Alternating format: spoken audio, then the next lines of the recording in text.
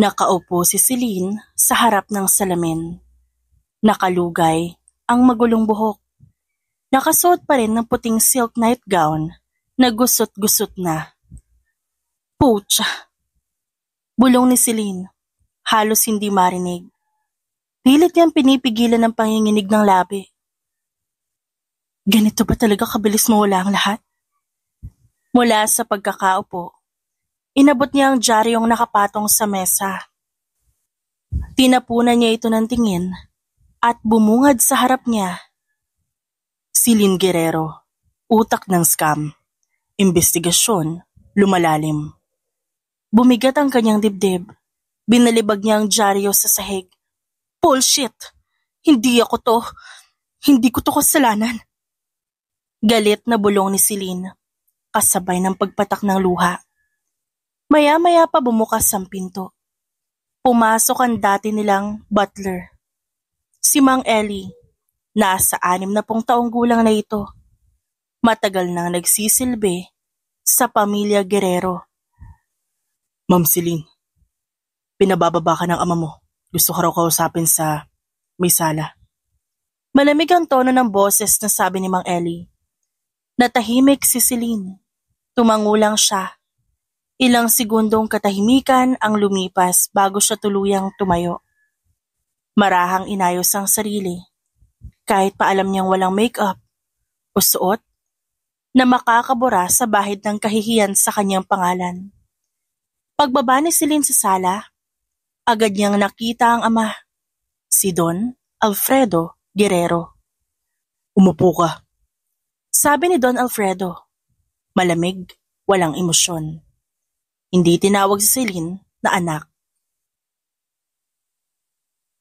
Tahimik na naupo si Celine. Nakayuko, nanginginig ang daliri. May kailangan ka ba'y paliwanag sa akin? Tanong ng ama, diretsahan. Hindi ako ang may gawa, Papa. Wala akong alam sa transaksyong yun. Alam mo naman yun, di ba? Alam ko? Mariing sagot ni Don Alfredo. Anong alam ko, Celine? Lahat ng papeles nakapangalan sa'yo. Lahat ng pera dumaan sa ilalim ng pangalan mo. Ang mga pirma, lahat ikaw. It was a setup. Na-setup ako. Bulyaw ni Celine. Hindi na napigilang mapatayo. Pinagplanuhan ako. May gumawa nito sa akin. Tumulo na lang ang luha ni Celine habang pinipilit niyang tumindig sa gitna ng tingin ng ama na puno ng pagdududa. Hindi ako magnanakaw, Papa. Hindi ako sinungaling. Si Andrea. Siya ang naglapit sa akin ng mga investors na yon. Siya ang nag-handle ng accounting. Siya ang may access. Stop. Stop it. Putol ni Don Alfredo. Malamig ang tinig. Huwag mong idamay ang kaibigan mo. Siya na ang tumulong sa'yo nang nagsisimula ka. Huwag mo siyang idamay dito. Kasi lahat ng pinagkakatiwalaan natin, pinagtatanggol siya. Dahil alam nila ikaw may kasalanan. Pinagtatanggol siya kasi hindi nila alam ang totoo. Sigaw ni Celine. Nanginginig sa galit. Pinagkatiwalaan ko siya, tinuring kong kapatid. Pero siyang nagtaksel, ginamit niya yung pangalan ko. Digital ID ko. Alam mo, kung gaano kadali yun, Papa. Tumahimik ang ama ni Celine. Malamig pa rin ang tingin sa kanya. Walang mababakas na awa sa mata nito. Papa, pakiusap ni Celine halos pabulong. Please, anak mo pa rin ho ako. Sana tulungan mo ako, Papa, na ayusin to. Hindi ko na alam kung matutulungan pa kita. Nanlambot ang tuhod niya. Aalis ka na sa bahay na to. Ano po? Nanlalaki ang mata niya. Hindi makapaniwala. Hindi ka na Guerrero mula ngayon. Mariing sambit ng ama. Hindi ko kayang isakripisyo ang pangalan ng buong pamilya para sa'yo. Sira na ang pangalan natin at ikaw ang dahilan. Hindi mo ako kaya ipaglaban, Papa? Tanong ni Celine.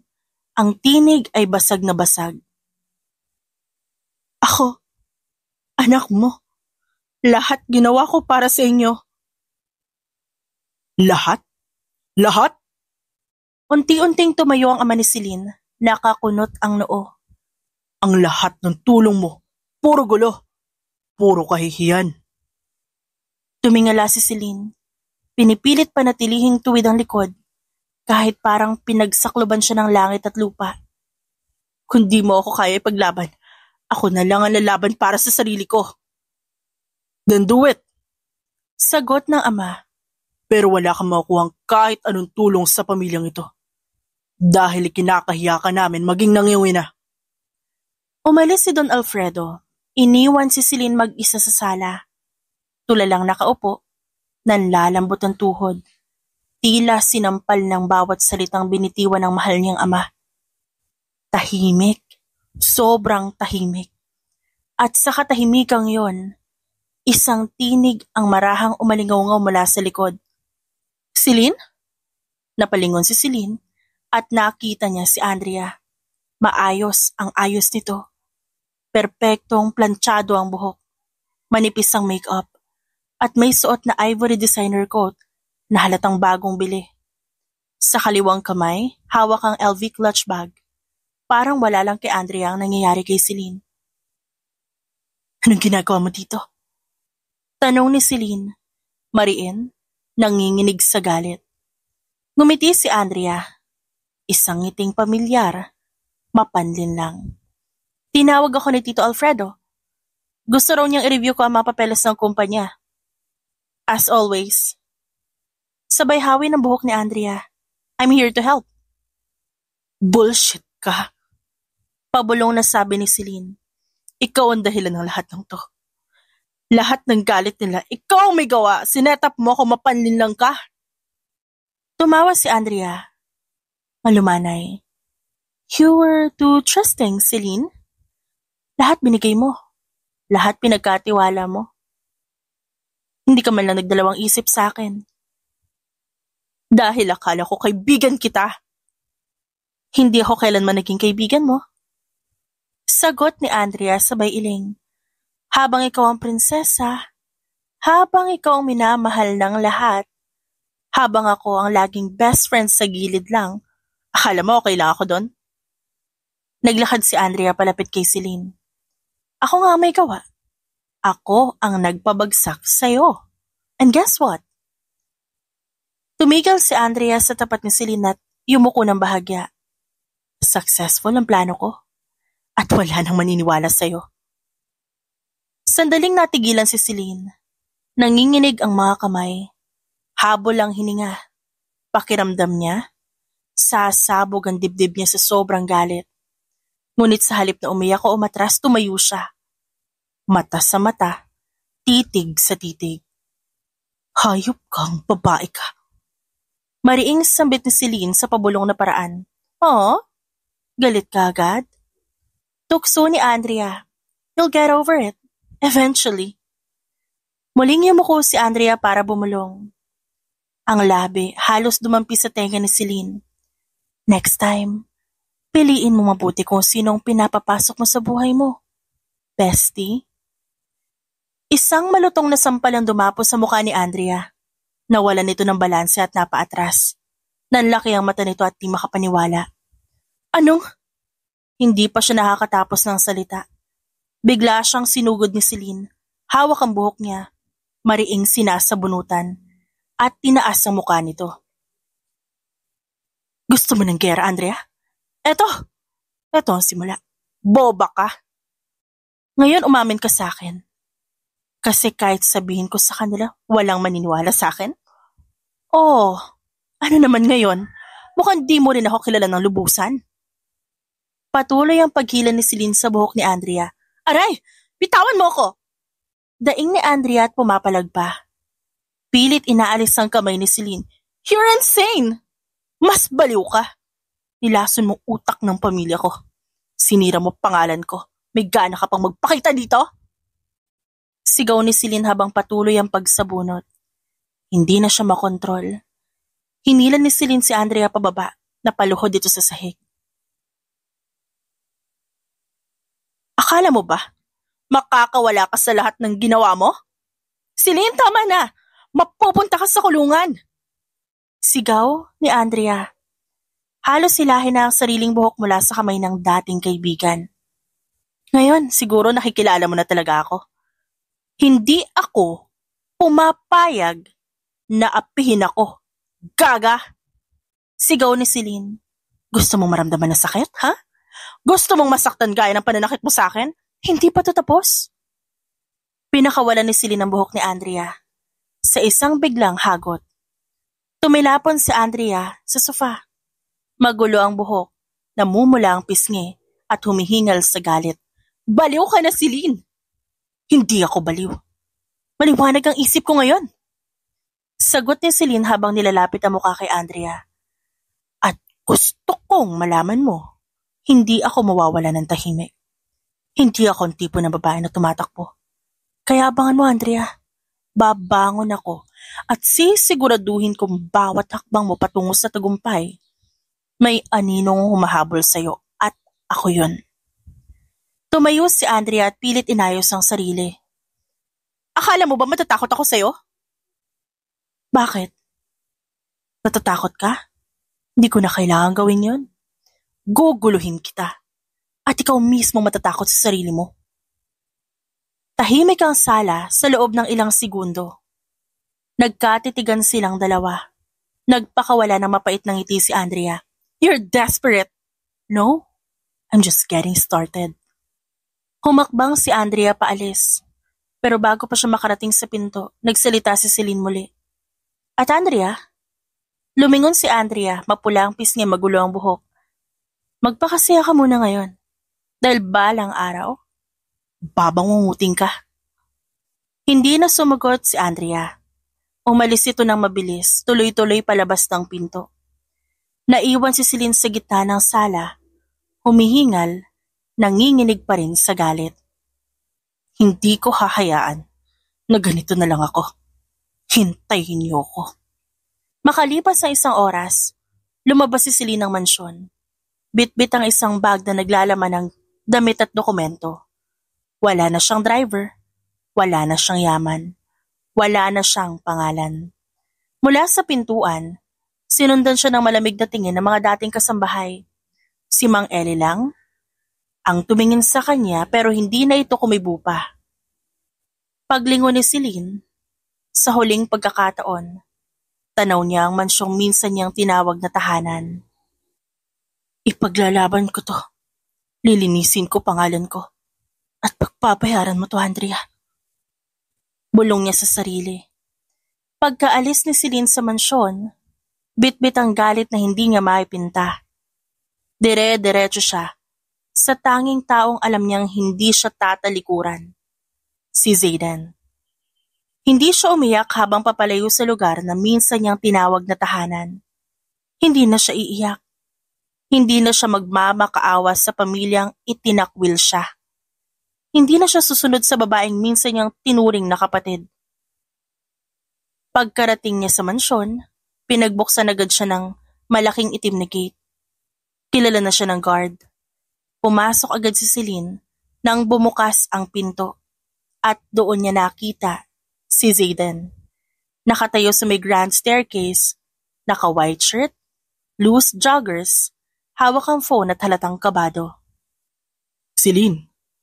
Mabilis na tanong ni Zayden at agad bumaba ng hagdan. Tinitigan lang siya ni Celine, malamig ang mata, nanginginig ang kamay, hindi sa lamig, kundi sa bigat ng natuklasan. Celine. Mahal, ano nangyari? Nilapitan siya ni Zayden, sabay yakap ng mahigpit. I've been calling you since last night. Di ko sumasagot. Tumawag na ako sa mansyon niyo. Sabi umalis ka raw nang wala man ng paalam. Ikinahihiya nila ako, Zayden. Mahinang bulong ni Celine. Pinaniwala niya ang lahat na ako ang salarin. Ako raw ang nagbenta ng kumpanya, lahat ng paratang. Lahat binaling sa akin. Hindi sila naniniwala sa akin. Si Andrea ang pinaniniwalaan nila. Napamura si Zayden nang marinig yon. Si Andrea? Tahimik lang si Celine. Ngunit sapat na ang katahimikang yon para malaman ni Zayden ang sagot. Mahal, halika muna sa taas. You're freezing. Hinaplos ni Zayden ang pisngi ni Celine. Tahimik lang na sumunod ang babae. Ngunit mahigpit ang kapit sa braso ni Zayden. Pagpasok nila sa kwarto ni Zayden, mabilis itong binuksan ng heater. Iniabot ang malaking hoodie sa babae. Thanks. Mahinang sabi ni Celine. Isinuot niya ito habang nakaupo sa gilid ng kama. Tahimik siya, pero ang dami niyang iniisip. Umupo si Zayden sa tabi ni Celine. Tell me everything. From the start. Walang lalaktawan, mahal. At doon, unti-unting ikinwento ni Celine ang lahat. Mula sa biglaang audit ng kumpanya, sa mga pirma na hindi naman niya nakita, hanggang sa araw na tuluyan siyang pinalayas ni Don Alfredo. Pinagtapat niya ang pagtataksil ni Andrea sa kanya. Hindi sila nagdalawang isip na palayasin ako, lalo na si Papa. Ni isa, walang nagtangkang ipaglaban ako. Bulong ni Celine habang pilit pinipigilan ang luha. Lahat ng naipundar ko, lahat ng pinaghirapan ko, kinuha lang nila, tinapon lang ako. Tahimik si Zayden pero kitang-kita sa mga mata niya ang galit. Napakuyom siya ng kamao. That bitch. Akala niya tapos na ang laban. Akala niya wala ka ng laban. Sa paningin nila patay na ako, Zayden. Kasi wala raw silang anak na gaya ko. Nakahihiyan sa pamilya. Tumawa si Celine ng mapait. And maybe, that's not such a bad idea. Biglang tumayo si Zayden at humarap kay Celine. Don't you ever say that, Celine. Don't ever say that again. Nagkatinginan silang dalawa. Kaya nandito ako. Kasi ikaw na lang natitira. Ikaw na lang naniniwala sa akin. Lumapit si Zayden, hinawakan ng mga pisngi ni Celine at marahang hinalikan ng noon ng babae. At hindi ako mawawala. I'm here, mahal. I'm here always. Sa unang pagkakataon, lumambot ang katawan ni Celine. Nawala ang pagkatense niya. Yumakap siya kay Zayden. Mahigpit. Parang takot siyang mawala ang lalaki. Help me, Zayden. I want it all back. Lahat ng kinuha nila. Lahat ng ipinagkait nila. Gusto kong bumangon. Gusto kong gumanti. Dahan-dahang hinaplos ni Zayden ang buhok ni Celine. Then we'll do it right. With precision. With power. Umupo muli si Zayden sa tabi ni Celine sabay bukas ng laptop. Mabuti na lang. Hindi ko sinara yung private firm ko. I still have control over the shell companies we set up. May hawak pa akong access sa ilang investors sa ilalim ng iyong pangalan, yung hindi nila alam. Napataas ang kilay ni Celine. Still? Of course. Hindi ako basta-basta nagtatanggal ng pangalan mo sa negosyo, Celine. We were building something real. At kahit iniwan mo ako dati para sundin ang gusto ng pamilya mo, I never stop protecting what's yours. You never hated me for that. Natitigil ang tanong ni Celine. I was hurt, yes. But I still love you. Alam ko isang araw babalik ka. At ngayon nandito ka na, tutulungan kitang bumangon. Napayuko si Celine. Hindi niya alam kung paano siya muling magpapasalamat. Pero ngayon hindi pa yun ang mahalaga. Habang nagpaplano sina Celine at Zayden, biglang nalaman nilang may plano si Andrea na ipapatay si Celine sa pamamagitan ng pag-iwan kay Celine sa sasakyan at ihulog sa bangin. At dahil nalaman nila yon, inunahan na nila si Andrea. Sumabay sila sa plano ng babae. Pinalabas ni Zayden at Celine na namatay nga siya sa bangin. Kahit na ang totoo palabas lang nila yon. Nasa harap ng fireplace si Celine. Suot ang oversized hoodie ni Zayden. Basa pa ang buhok niya mula sa mabilis na pagligo. Kanina lang, sa balita, nakita nila ang footage ng sasakyang itinapon sa gilid ng bangin. Ang sasakyang ginamit ni Celine. Isang bangkay ang pinaniniwalaang sa kanya. Mahal, binalita na. Pinaniniwalaan nilang patay ka na. Hindi sumagot si Celine. Tahimik lang siyang nakatitig sa apoy sa harap nila. Lumapit si Zayden. Naupo sa tabi ni Celine sa malaking couch. Mahal. Tawag ni Zayden. Marahang hinawakan ang malamig na kamay ni Celine. Sigurado ka bang handa ka sa lahat ng mangyayari pagkatapos ito? Mas handa ako ngayon kesa noon. Matagal akong nabuhay sa kasinungalingan. Ilang taon ako naniwala na totoong kaibigan ko si Andrea. Kala ko kakampi ko siya. Ilaglag ka niya para lang mailigtas ang sarili niya. Binigay ko sa kanya lahat, Zayden. Hindi ko man lang inakala na siya magpapabagsak sa akin. Tumingala si Celine sa kisame. Pero tama na ang iyak. Wala na yung Celine na walang laban. Tahimik si Zayden sa loob ng ilang segundo. Pero ramdam sa titig niya ang paghanga at pag-aalala. I'm proud of you. Hindi ka bumigay. Pero pagod na rin ako. Sa wakas sinarap ni Celine si Zayden. Pagod na ako palagi akong tinatraidor. Pagod na ako matakot. Pagod na ako magmahal at magtiwala sa maling tao. You're not alone. At hindi ka na babalik sa impyernong yun. Ako ang bahala sa'yo. Sigurado ka ba sa plano natin? Mahinang tanong ni Celine habang nakasubsob sa dibdib ni Zayden. Pag nalaman nila na buhay pa ako, baka mas lalo pa akong gawa ng kwento. Baka pati ikaw madamay. Ngumiti si Zayden, pero may matalim na determinasyon sa likod ng kanyang ngiti. Let them talk. Habang nagsasalita sila, tayo ay gumagalaw. Ano ibig mo sabihin? Habang iniintay nila, na mamatay ka, at iniisip nilang ganun nga mangyayari sa'yo. We move silently. We gather proof. Lahat ng dokumento, recordings, testimonies, lahat ng ebidensya na si Andrea ang totoong may gawa ng lahat. At kung sino pa ang kasabwat niya. Tumigil sa pag-iyak si Celine at unti-unting umangat ang kanyang mukha para tignan ng nobyo. May hawak ka na bang leads? 2. Yung assistant ni Andrea, si Lita. Nakausap ko na anonymously. At may accountant na willing magsalita kapalit ng proteksyon. Proteksyon? Paano mo siya poprotektahan? Ngumiti si Zayden ng misteryoso. May mga tao akong kakampi. Hindi ako basta-basta lang Celine. You think I'm just your rich boyfriend? Hindi lang ako basta negosyante. May mga koneksyon ako mas malalim kaysa sa iniisip mo. Ano to, Zayden? Anong pinasok ko? Hinawakan ni Zayden na magkabilang pisngi ni Celine. Hindi kita dadalhin sa gulo kung wala akong paniguradong kaligtasan mo. Lahat ng ito ginagawa ko.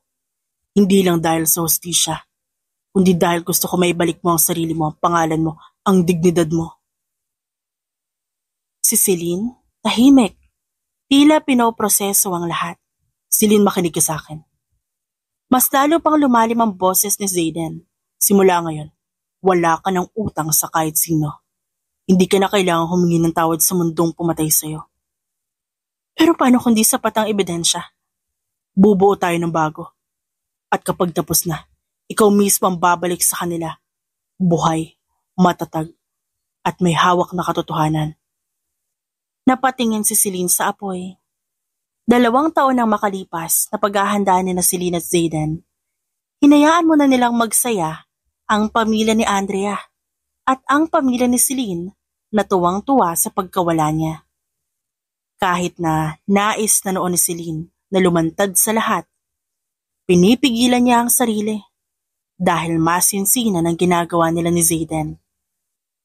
Si Zayden naman, nalilinlang ang lahat na akala kakampi nila ito. Ngunit walang kamalay-malay ang mga tao sa paligid na may plano sila ni Celine. At higit pa roon, ikinasal na ang dalawa sa ibang bansa. At pamilya lang ni Zayden ang naroon. Private wedding ang naganap. Tahimik ang gabi sa gitna ng malawak na taniman. Nagniningning ang malapalasyong bahay na ngayon ay tirahan ni na Celine at Zayden. Malayo ito sa dating marangyang buhay ni Celine sa Maynila. Pero dito nagsimula ang tunay nilang pagbangon. 2 taon na rin, mahal. 2 taon na mula nang tinapon ako ng mundo. Pero ngayon, magbabayad silang lahat. Umupo si Zayden sa tabi ni Celine. Ipinatong ang braso sa balikat ng babae. Lahat ng kailangan may bibigay ko. And I'll make sure no one can touch you again. Pero mahal, huwag mo nang hayaang lamunin ka ng galit. Huminga ng malalim si Celine, pilit pinakakalma ang sarili. Hindi ito basta galit, Zayden. Ito ang hostisya na ipinagkait sa akin. Ginawa nila akong kahihiyan. Itinuro akong kriminal. Wala akong ibang choice, kundi lumaban. Muli niyang binuksan ang file sa laptop. Financial records, profiles ng mga pamilyang sangkot sa pagkasira niya. Ang pamilya ni Andrea, ang mga board members ng kumpanya ng kanyang ama na bumoto para tanggalin siya bilang CEO noon, pati ang mga business partners na unang bumaliktad.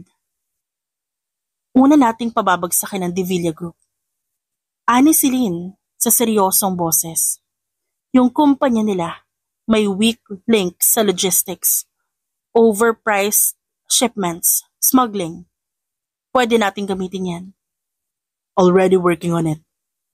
Sagot ni Zayden. May insider ako sa loob ng kumpanya nila. Nakausap ko kanina. Willing siya magsalita. In exchange for immunity and a new identity. Magaling. That's just the beginning. After them, we go after the Villanuevas, then the Ortegas, then finally, si Andrea. Tumahimik sandali si Zayden. Celine, sigurado ka bang kaya mo siyang harapin? Hindi lang basta kaibigan mo si Andrea. Para na rin siyang kapatid mo nun. Dati? Noon yun. Pero mas masakit dahil siya ang sumira sa akin. Sinira niya ang pangalan ko para sa posisyon. Ngayon, pinakikinggan siya ng buong board. Siya, ang bagong Celine sa mata ng lipunan. Pero ang di nila alam, babangungutin sila sa pagbabalik ko. Lumapit si Zayden sa likod ni Celine. Niyakap ni Zayden si Celine mula sa likod. I'm holding you, love. Kahit gaano pa karaming kalaban na harapin mo. Pero tandaan mo, pag bumalik ka, hindi na si Celine ang kilala nila ang haharap sa kanila. Isa ka ng reyna na walang awa. Exactly. At ang pangalan ko, isang global investor na ngayon na naghahari sa international luxury brands. Hindi nila alam, ang babaeng inakala nilang patay na, siya ring dahilan ng pagkawasak nila. Tumayo si Celine. Suot niya ang silk na puting robe, ngunit sa ilalim nito, naka-all black corporate dress na siya, handa sa unang hakbang ng kanyang pagbabalik. Handa ka na ba sa gala bukas? Tanong ni Zayden habang pinapanood si Celine. Handang-handa na. It's the charity event hosted by the Ortegas. And guess who's on the list of attendees? Sabay silang umiti. Si Andrea. Perfect time for reintroduction. But not as the broken girl they tried to bury. I will come as their new queen. Stronger. Deadlier. Nagtagpo ang kanilang mga mata, parehong puno ng determinasyon. Bukas na ang simula, Zayden. Kinabukasan, handang-handa na si Celine at Zayden. Sa ilalim ng mga ilaw ng mamahaling chandelier sa ballroom ng isang sikat na hotel sa lungsod, nagtipo ng lahat ng makapangyarihan, kilala at may pangalan sa lipunan. Isang engrandeng charity event ang idinaos ng Beltran Group. Isang korporasyon na dating malapit sa pamilya ni Celine bago siya itakwil, ipahiya at sirain. Did you hear? Bulungan ng mga babae sa isang mesa. The new investor from Lion Group is arriving tonight. Wala raw may kilala sa kanya. Masyado mysterious. Baka matanda naman yan. Saad ng isang lalaki. Lahat ng big time galing sa Lion Group. Puro matatanda, di ba? Ngunit ang ngiti nila'y naputol nang bumukas ang malalaking pinto. Tahimik ang lahat. Halos marinig ang mahihinang paghinga ng mga naroon habang ang isang babaeng may malakas na presensya ang pumasok sa venue. Nakasuot ng itim na gown na fitting sa kanyang katawan. Walang sino man ang maaaring hindi mapalingon dahil may slit sa hita nito. Si Celine ang pumasok. Ang babaeng pinaniniwalaang patay na. Ang babaeng minsang tinawag na kahihiyan ng angkan. Sa tabi ni Celine ay si Zayden. Naka-all black na tuxedo. Nagsinghapan ang lahat. Oh my God! Is that Celine Guerrero? Bakit sila magkasama ni Zayden Montefalco? Di ba patay na yan? Ladies and gentlemen. Hello! Malumani na sabi ni Celine habang may hawak na wine glass sa entablado. Maraming salamat sa mainit na pagtanggap. O siguro, pagtataka. Isang malamig na ngiti ang gumuhit sa labi ni Celine. Sa mga hindi nakakakilala sa akin, ako si Celine Guerrero Montefalco. Tumigil siya sandali. Dinama ang pagkabigla sa mga mata ng lahat. Yes, I am the woman who you thought dead. May mga naghahabol ng hininga. May mga napalunok. May mga halos tumikit ang likod sa upuan nila sa kaba. Lumapit si Zayden kay Celine. Hinawakan ng bewang ng asawa habang inilapit sa kanya. And this is my husband, Zayden Montefalco. Sa loob ng 2 taon siya ang katuwang ko sa pagbabalik. Sa bawat negosyong ibinagsak, sa bawat lihim na tinuklas. Sunod-sunod ang flash ng kamera at walang nakapagsalita. Nagkatitigan lang ang mga kaanak ni Celine. Nasa gilid naman si Andrea, halatang nanginginig at palihim na umiwas ng tingin. Lumapit si Celine sa mesa ng pamilya Guerrero. Magandang gabi, Tita Margarita. Kumusta ang fashion business mo? Nakita ko last week nakasale na naman kayo. Pababa na ba talaga? Biro ni Celine. Walang makasagot. Ni isa sa kanila, hindi makatingin ng diretso sa mga mata ni Celine. Lumapit si Celine papunta kay Andrea. Andrea, malambing na sambit niya. Ang aking dating matalik na kaibigan. Kumusta ka na? Mabuti ba ang buhay bilang tagapagmana ng isang imperyo na hindi mo pinaghirapan? Si Andrea, bagamat nanginginig, pinilit ang sariling umiti. Celine, buhay ka nga. Akala niyo patay na ako. Akala niyo hindi ko malalaman ang ginawa niyo. Tahimik ang lahat nanonood. Alam mo, Andrea, ang pinakamasakit sa lahat? Hindi ang mawala ng kayamanan. Hindi ang mawala ng pangalan. Ang mas masakit ay ang traidorin ng taong tinuring mong kapatid. Pero salamat. Dahil doon, nakilala ko ang sarili ko. Doon ko nakita kung sino ang karapat-dapat sa akin. Inilapit ni Zayden ang kamay niya sa likod ni Celine. Humarap muli si Celine sa mga tao. Maraming taon na ang lumipas mula nang ako'y bitiwan ng sarili kong dugot laman. Pero ngayon heto ako. Hindi para magbakaawa. Hindi para humingi ng tawad. Kundi para ipaalala sa inyo na ako ang dapat yung katakutan.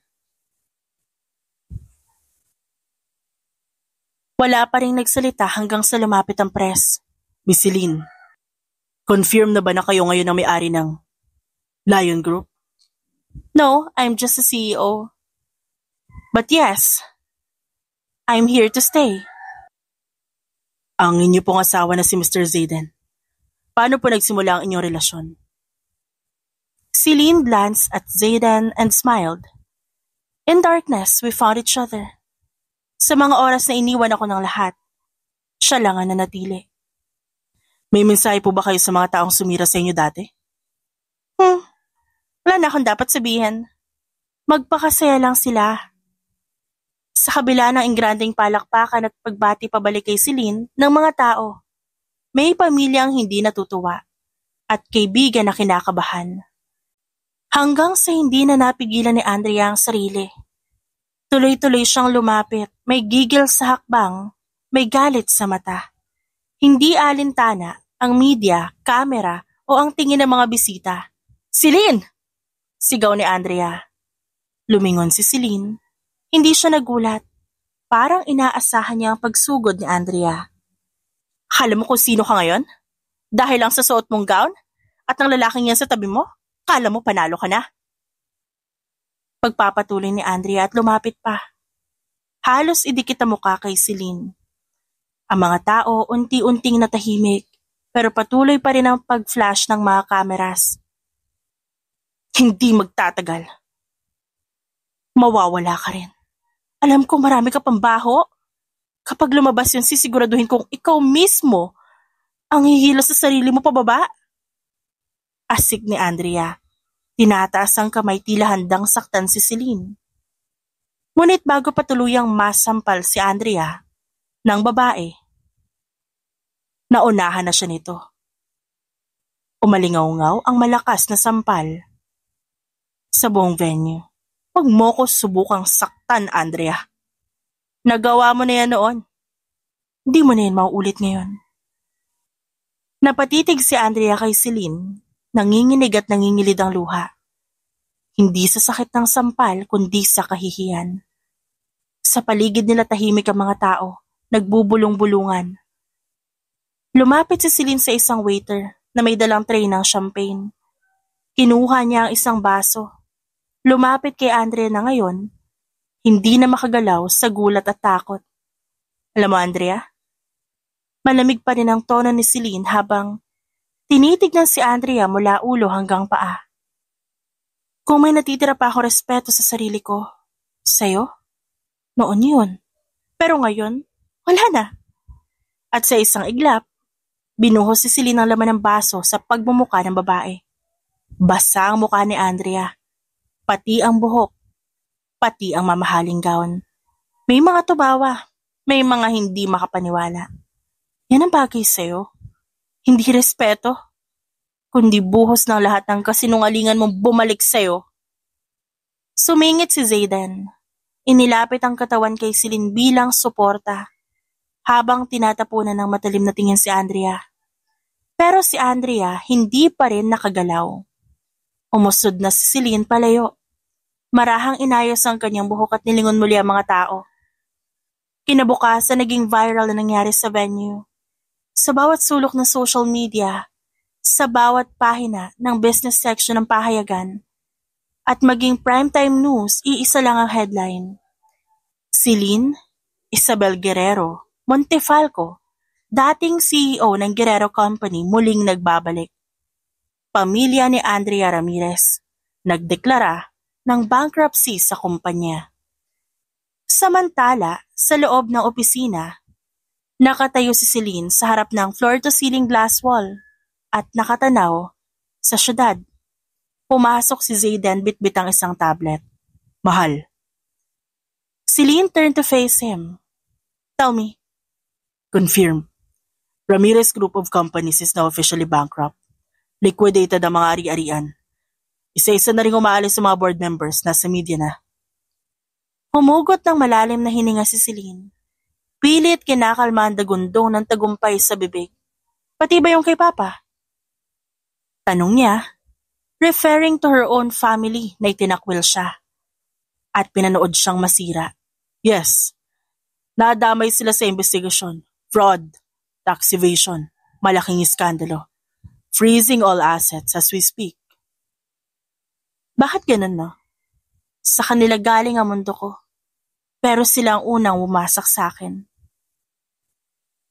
Lumapit si Zayden at hinawakan ang balikat ni Celine. "Pero ikaw nagbuo sa sarili mo, Celine. At hindi lang basta pagbuo ang ginawa mo. Pinatatag mo ang sarili mo. Mas makapangyarihan ka na ngayon."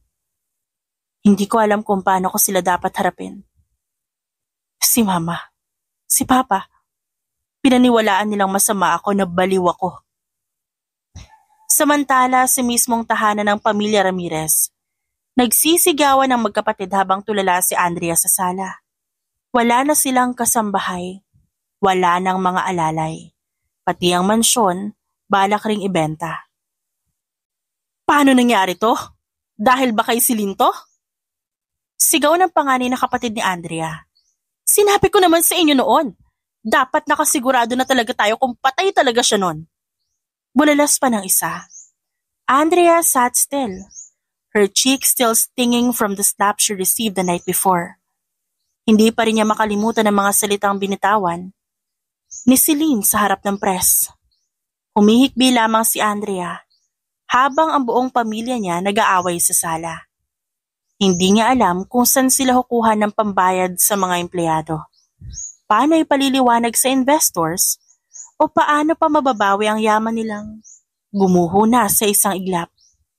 Sa kabilang banda, ang pamilya ni Celine na minsang pinaniniwala ang mga taong may respeto, ngayon laman din ang balita, kasama sa mga headlines. Mga magulang ni Celine Guerrero Montefalco, sangkot sa tax evasion at business fraud. Bumagsak ang Guerrero Enterprises matapos ang pagbabalik ni Celine Guerrero sa kanilang mansyon. Bagsak na ang balikat ni Don Alfredo. Habang naglalakad paikot sa opisina, nanginginig ang kamay. Hawak ang papel ng warrant para sa asset investigation. Alfredo, anong gagawin natin? Tawag ng asawa niyang si Doña Karina. Hindi ko alam, Karina. Wala akong maisip na paraan. Maliban na lang kung lalapitan natin si Celine dahil siya ang may gawa ng lahat ng ito. Umiyak na lamang si Doña Karina at hindi rin alam ang gagawin. Lumipas sa mga araw, trending pa rin ang pangalan ni Celine. Sa bawat galaw ni Celine at bawat labas, may kumukuha ng kanyang larawan.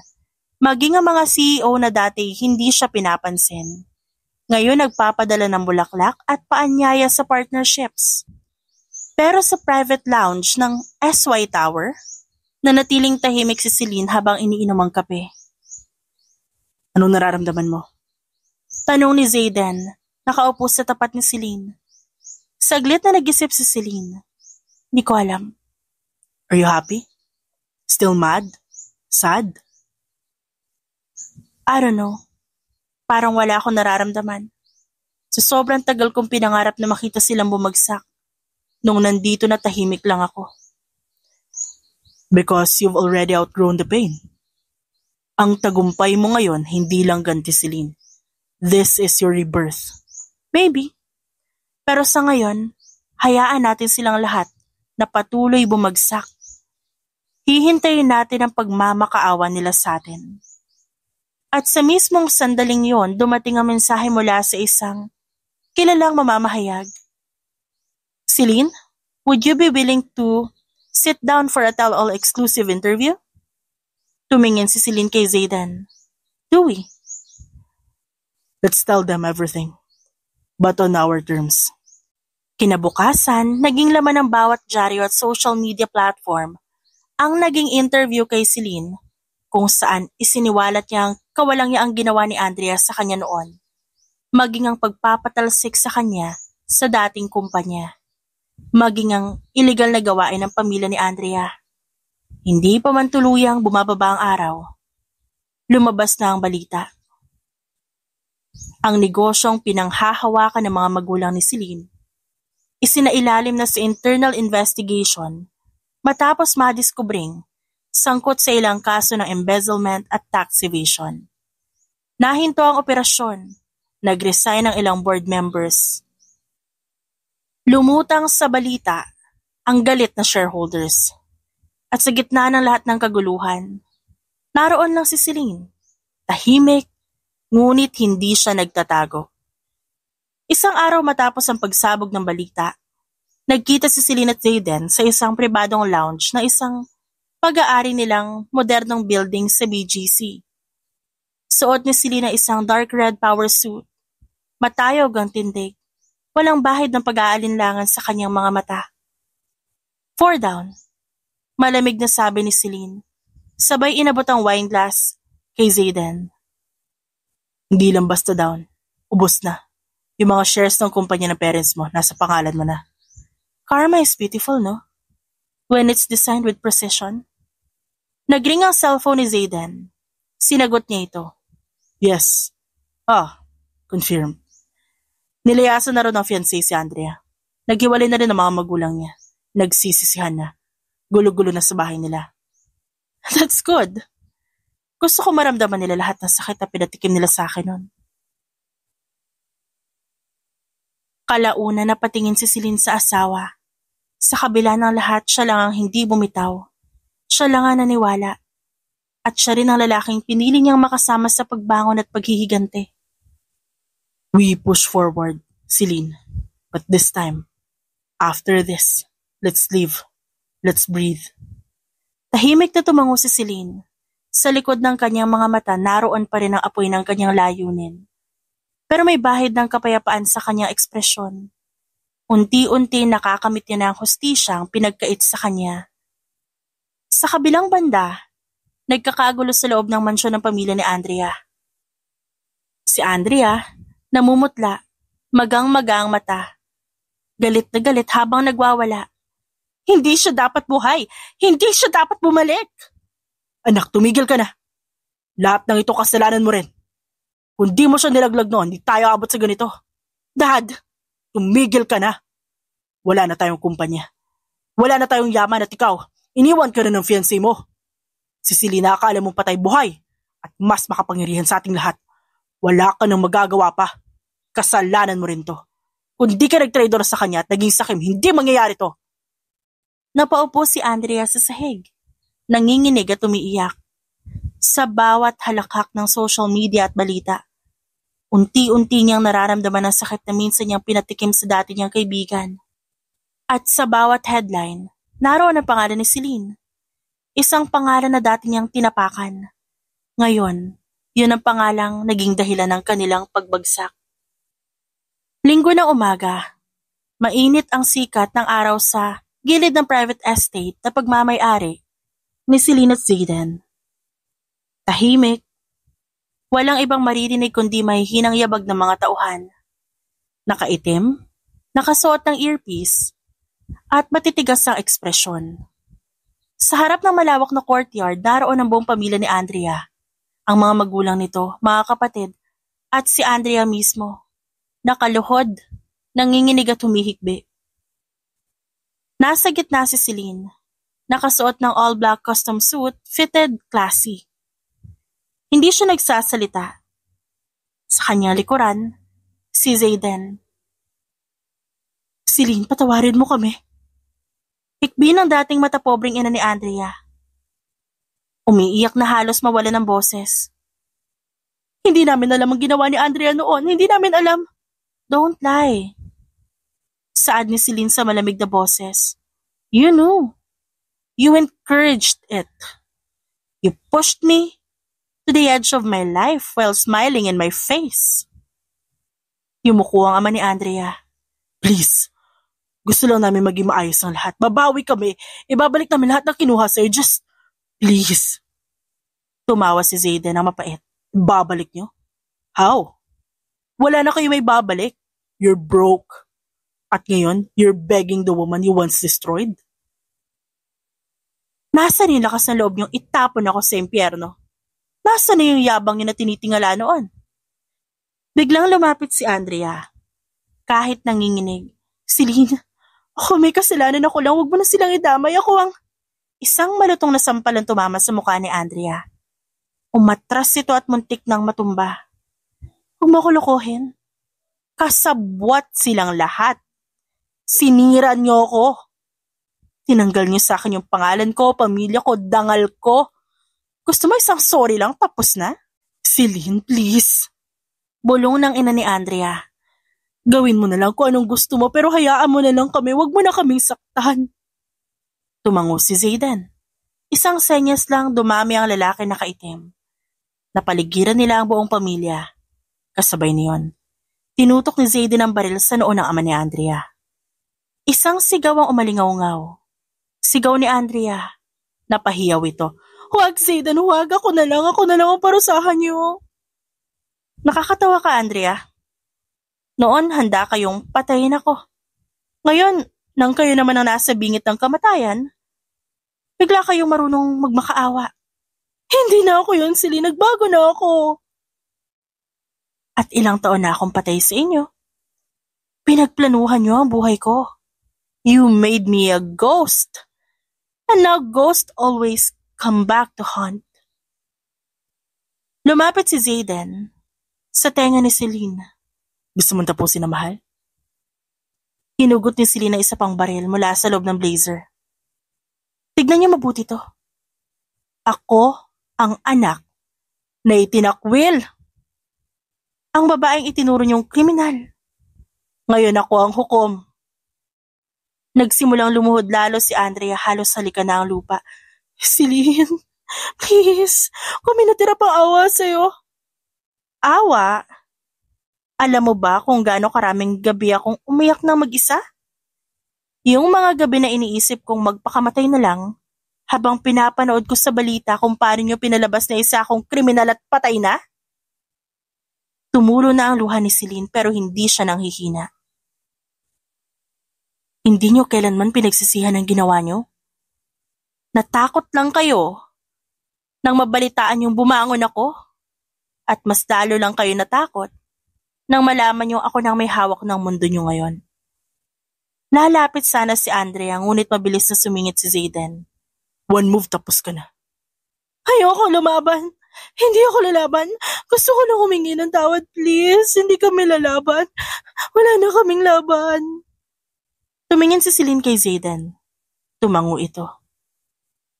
Kaya mo bang sabihin sa harap ng lahat na ikaw ang may kasalanan? Sa binibintang mo sa akin nun?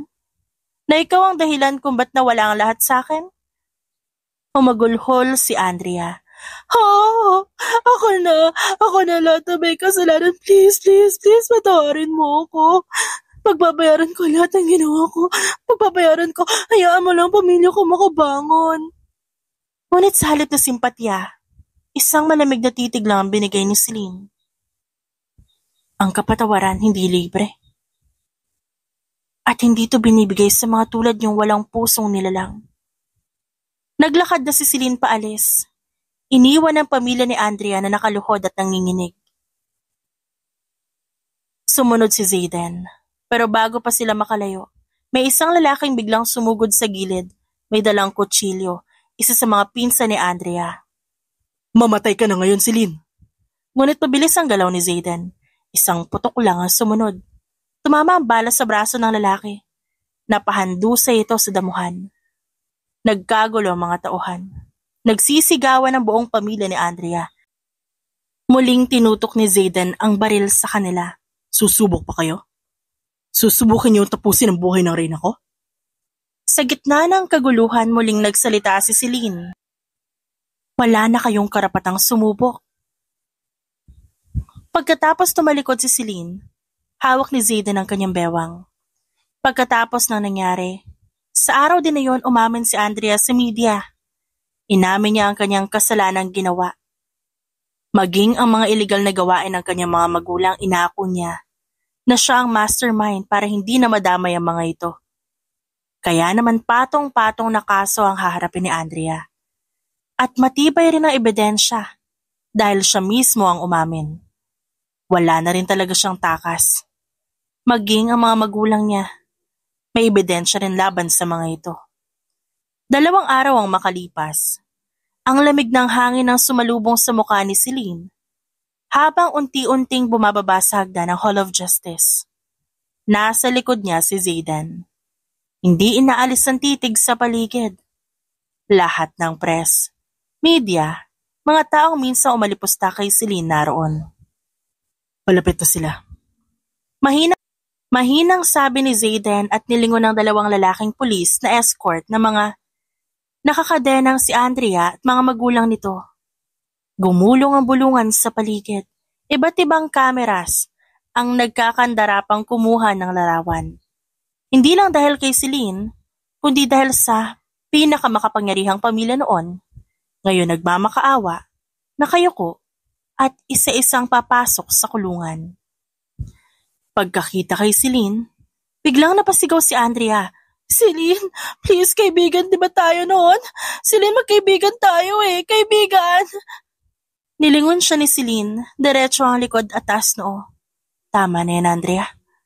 Napakaraming beses mo nang ginamit ang salitang kaibigan para lang saktan ako. Alam kong galit ka pero Celine, hindi ko naman alam na aabot tayo sa ganito. Nagsiselos lang ako noon, naiinggit ako. Ayoko lang kasi mas maganda, mas matalino at mas minamahal ka kaysa sa akin. Ngayon mo lang aaminin yan? Talaga? Kailan mo pa gustong magsisi? Nang sinabihan dati sa media na ako ang utak ng transaksyon noon? Nang tinaniman ako ng ebidensya at ikaw ang may gawa nun? O nang muntik mo na akong ipapatay? Hindi ko sinadya yun. Hindi ko naman gustong mamatay ka Pero ginawa mo pa rin. At ngayon gusto mong pagbigyan kita? Pagkatapos mong sirain ang pangalan ko? Ako? Sa pamilya ko? Ang buhay ko? Nakatitig lang si Zayden sa isang tabi. Ngunit handang kumilos anumang oras. Mula sa mga pekeng transaksyon hanggang sa money laundering. Nilinaw ni Zayden sa bawat press na may kamay ang buong pamilya ni Andrea sa mga anomalya. At si Andrea mismo ang utak ng lahat. Celine, magkaibigan tayo. Please patawarin mo na ako. Kung magkaibigan tayo, hindi mo ako ginago. Talaga magkaibigan pa rin tayo sa paningin mo? Okay. Pero hindi pa rin kita patatawarin. At ikaw ang uri ng kaibigan na hindi karapat-dapat patawarin. Halos pagbagsak ng tuhod ni Andrea sa semento, kitang-kita nila ang dugo roon. Hindi na nito ininda ang dumi. Tumutulo ang laway at luha nito. Pero hindi niyo napawi ang galit ni Celine. Celine, mamamatay ako sa kulungan Hindi ko kakayanin yun. Maawa ka naman sa akin. Dalhin na sila. Utos ni Celine sa mga pulis. Hintay lang. Zayden, ikaw kakampi namin noon, diba? Ikaw ang nagpasa na impormasyon sa pamilya namin. Ginamit kita. Saad ni Zayden at lumapit kay Andrea. Marahan itong yumuko at ninisihan ng babae. Sinundan ko lahat ng galaw mo para ibagsak ka. Lahat ng impormasyon binigay ko kay Celine. You know what's funny? Kala mo ikaw may control. Hindi makapaniwala si Andrea. Nanlaki ang mga mata nito. Tila nawala ng sariling ulirat. At sa huling beses, itinutok ni Zayden ang kanyang tingin sa pamilya ni Andrea. Ang mga magulang nito nakaluhod na rin sa gilid. Lahat ng perang nilustay niyo. Lahat ng proyektong kinurakot niyo ay babalik sa gobyerno. At habang buhay kayong makukulong. Nagsisigawan ang magulang ni Andrea. Nanginginig sa takot ngunit hindi sila pinansin ni Celine. Si Andrea patuloy pa rin sa pagsigaw. Ngunit isang sulyap wala siyang nakuha mula kay Celine. Sa araw na yon, isang matamis na tagumpay ang tuluyan niyang nakamtan. Kinagabihan, tahimik ang gabi. Nakaupo si Celine sa eleganteng armchair. Nakasuot na itim na silk robe. Nakatingin sa kawalan. Lumapit si Zayden. Suot ang simpleng dark gray shirt. Bitbit ang 2 baso ng red wine. Mahal, nagtagumpay ka. Hindi sumagot si Celine. Hanggang sa unti-unti na lang bumagsak ang kanyang luha. Nagulat doon si Zayden. Hey, why are you crying? I don't know. Hindi ko alam ba't ako umiiyak. Akala ko okay na ako kapag bumagsak na silang lahat. Na magiging masaya ako pero bakit ang bigat pa rin? Marahang hinaplos ni Zayden ang pisngi ni Celine at tinatanggal ang luha. Mahal, hindi mo kailangang ipilit maging masaya ngayon. Hindi mo kailangang itago yung sakit na nararamdaman mo. Naintindihan kita, minsan mo sila naging pamilya at naging kaibigan. Mahal mo pa rin ang dating Celine na mabilis magpatawad. Naintindihan kita kung ba't ka nagkakaganyan. Iiyak mo lang yan, mahal. Nandito lang ako. Doon na sumabog ang luha ni Celine. Hindi niya nakinaya. Si Zayden naman, hinahagod lang ang likuran ng babae. Pinili mong mabuhay, Celine. Pinili mong lumaban. But now they're gone. And you're still standing. Stronger, smarter, and deadlier. Napangiti naman si Celine sa sinabi ng lalaki. Ang corny-corny mo pa rin, no? Umiiyak na nga yung tao. Para lang mapangiti kita. Kasi kahit anong ganda ng gabi, hindi kompleto kapag hindi ka ngumiti. Nagangat ng ulo si Celine at tinitigan ang kanyang asawa. Zayden, thank you sa lahat. Sa pagsama sa akin. Huwag kang mag-thank you. Mahal kita at wala kang utang. Ngumiti si Celine at hinalikan ng labi ni Zayden. Mahal na mahal kita. At mahal na mahal din kita. Ilang linggo makalipas, hinayaan na ni Celine na ang batas ang humusga kay Andrea at sa pamilya nito. Patuloy ang paglago ng kumpanya ni Celine at Zayden. Araw-araw na laman sila ng balita. Hindi dahil sa mga nangyayari sa kanila. At sa pamilya ni Andrea, kundi patungkol sa pagtulong nila sa mga charity foundation at iba pa. Nagbukas din sila ng scholarship para sa mga kabataan at may program na ginaganap kada linggo. Kaya mas lalo silang nakilala ng mga tao. Sa penthouse suite ng hotel, kasalukuyang nakaupo si Celine sa harap ng floor-to-ceiling glass wall. Hawak ang isang baso ng red wine. Tahimik lang siya. Biglang bumukas ang pinto ng suite. Isa-isang pumasok ang mga taong di niya akalaing hihilingin niyang makausap pa siyang muli. Ang kanyang ama, ang kanyang sariling pamilya. Si Don Alfredo ay agad lumapit. Mukha nitong tila tumanda ng 10 taon sa 2 taong nawala si Celine. Nasa tabi naman ang ina nito na si Doña Carina, ang kapatid niyang si Margot, na dati isa sa mga unang tumalikod sa kanya. Celine anak. Hindi siya gumalaw. Hindi siya lumingon. Hindi niya inalis ang tingin sa city lights. Ate, patawarin mo kami. Hindi namin alam, akala kasi namin. Akala nyo, ano? At dahil sa akala nyo, nawala ang lahat sa akin.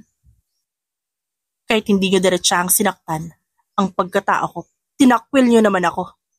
Anak, kung alam lang namin, dapat inalam nyo. Pero hindi nyo ginawa. Hindi nyo man lang ako tinanong. Hindi nyo ako pinakinggan. Nung kailangan ko ng pamilya, iniwan nyo ako, tinaboy nyo ako. Siniraan niyo ako at mas siniwala kayo sa ibang tao. Lumapit si Don Alfredo. Pilit inaabot ang kanyang anak. Celine, patawad. Nabulag kami sa galit, sa takot, sa hiya. Mas pinaniwalaan namin ang iba kaysa sa sariling kadugo namin. Hindi niyo lang ako sinaktan pa. Sinira niyo ako. Alam niyo bang gusto ko na rin magpakamatay nun? Pero sa huling sandali may humawak sa kamay ko at si Zayden yon. Ngayon heto ako. Buhay. Malakas. Mas makapangyarihan pa kesa sa inyong lahat na sabay-sabay akong tinapon. Ate, nagsisisi na kami. Lahat ng sinabi namin, pinagsisisihan namin araw-araw. Hindi sapat yan. Hindi lang ako ang pinatay niyo pati pagkatao ko. Yung batang may tiwala sa pamilya, yung babaeng handang ialay ang lahat para sa inyo. Patay na siya. Umiyak si Doña Carina, sinubukang lapitan si Celine, ngunit biglang bumukas ang pinto. Pumasok si Zayden, nakaitim at seryoso ang tingin. Enough! Umalis na kayo. Please, Zayden, tulungan mo kami maibalik ang anak namin. Pakiusap ni Don Alfredo. Ang anak niyo? Ang anak niyong idinakwil niyo? Ako ang kasama niya. Nakita ko lahat ng paghihirap niya. Bakit ibabalik? Ibabalik sa inyo? Para saan? Para saktan niyo na naman ang mahal ko? Humarap si Celine sa kanila. Hawak ang kanyang puso na tila binibiyak habang nagsasalita. Kayo dapat na naging sandigan ko nun. Pero pinalayas niyo ako at Palagi ko yung naaalala. Kayo dapat ang sandigan ko at sandalan. Pero tinaboy niyo ko. Naglandas na ang luha ni Celine. Tahimik ang kanyang pamilya. Hindi ko kayo kayang patawarin. Hindi ngayon. Ate Celine, kahit isang pagkakataon lang. Muling pakiusap ni Margot. Lumuluhang yumuko. Ang pagkakataon, binibigay sa mga taong karapat-dapat. Pero sinayang niyo yun. At kung sa tingin niyo makukuha niyo ako sa luha at pagsisisi, hindi niyo ako madadala sa ganyan. Muling tumingin si Celine kay Zayden. Palabasin mo na sila. Sumunod ang lalaki. Hindi niya na kailangan sumigaw. Isang tingin lang, sabay-sabay na naglabasan ng dating pamilya niya. Bigo, durog, tuluyan ang iniwan ng anak na minsang minahal nila. Ngunit hindi nila pinaglaban. Hinaplos si Zayden ang buhok ni Celine. Pagkatapos itong umiyak. Normal lang yan, mahal. Tao ka pa rin, nakakaramdam. Proud ako sa'yo. Dahil sa ginawa mo. But this should be the last. Kailangan mo na ng kapayapaan. Tumango si Celine, kahit may luha pa rin sa mga mata. 3 taon na ang lumipas mula nang tuluyang lumisan si Celine at Zayden sa Pilipinas. Sa bansa kung saan walang nakakakilala sa kanila, walang masasakit na alaala at walang multo ng nakaraan, doon nila muling itinayo ang sarili nilang mundo. Maganda ang sikat ng araw. Ang hangin, maalat ngunit presko. Humahaplos sa balat ni Celine habang yakap niya ang kanilang anak. Isang batang lalaking tila salamin ng kanyang ama. Xavier, tell Daddy to stop working. It's beach time. Daddy, beach na daw. Saad ng bata, kumakaway sa veranda. Lumabas si Zayden mula sa loob ng villa. Naka-unbutton na ang linen shirt, may hawak na coconut juice. Lumapit siya sa mga ito. You two are my peace. Bulong ni Zayden kay Celine at tinalikan sa ulo. Tahimik na ang buhay nila, malayo sa ingay. Wala na ang dating kaba sa dibdib ni Celine. Ang dating mabigat na pasaning dala, tila pinawi ng bagong buhay. Matapos ang pangyayari, ang tuluyang pagkakakulong ni Andrea at pamilya nito, umalis na sila doon. Ilang beses din sila nagpalipat-lipat ng lugar. Greece, Spain, Japan. Hanggang sa napili nilang manirahan sa isang island village sa Greece, kung saan walang social ladder, walang business politics at walang media circus. Sapat na ang pamilya nila. Minsan sa gabi, binabalikan pa rin ni Celine ang lahat. Ang pananakit, ang pagtataksil, ang kawalan ng hustisya. Ngunit ngayon wala na sa kanya yun. Hindi nila kinalimutan pero hindi nila inisip dahil nais sila ng kapayapaan. Hindi na rin sila bumalik sa Pilipinas. Hindi na nila kinamusta ang dati nilang kaaway. At wala na rin koneksyon si Celine sa kanyang pamilya. Ang huling balita ni Celine, unti-unting bumabangon ng mga ito matapos mawala ng investors. Habang naglalaro si Xavier sa buhangin, magkatabi si Celine at Zayden sa ilalim ng payong. Anong plano mo? Nothing. For the first time in my life, I want nothing. I just want mornings like this, afternoons like this, and nights with you and Xavier. Napatingin sila pareho sa anak nang makita nila itong tumatawa habang ginagaya ang mga seagull. Tumakbo ito palapit sa kanila at niyakap ang tuhod ng mga magulang. Sa ilalim ng payong habang unti-unting lumalalim ang hapon, patuloy ang tahimik, ngunit mabigat na usapan ni na Celine at Zayden. Minsan naisip ko, paano kung di tayo tumigil? Paano kung pinili pa na nating gumante, lumaban hanggang sa huli? Then we'd never have this. Tumango siya sa sinabi ng lalaki. Pero tignan mo ngayon. We have Xavier. Hindi natin kailangang mabuhay sa galit, Celine. Hindi dapat niya maranasan na mabuhay sa mundong puno ng galit. And we made sure of that. Lumipas ang ilang minuto, umihip ang malamig na hangin mula sa dagat. Unti-unti na lumulubog ang araw. Lumapit si Xavier ulit, basang-basa ang shorts at may hawak na isang basag na shell. Tumingin si Zayden sa mga mata ni Celine habang inaasikaso ang kanilang anak. This is the reason why we built a life far from them.